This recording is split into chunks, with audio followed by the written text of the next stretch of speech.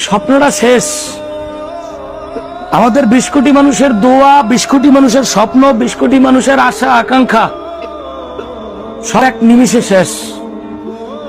বাংলাদেশের ব্যাটসম্যান যারা আছেন, আমি বোলারদের কথা বলতে চাই না, ব্যাটসম্যান যারা আছেন, এই 20 কোটি মানুষ আপনাদের ক্ষমা করবে না।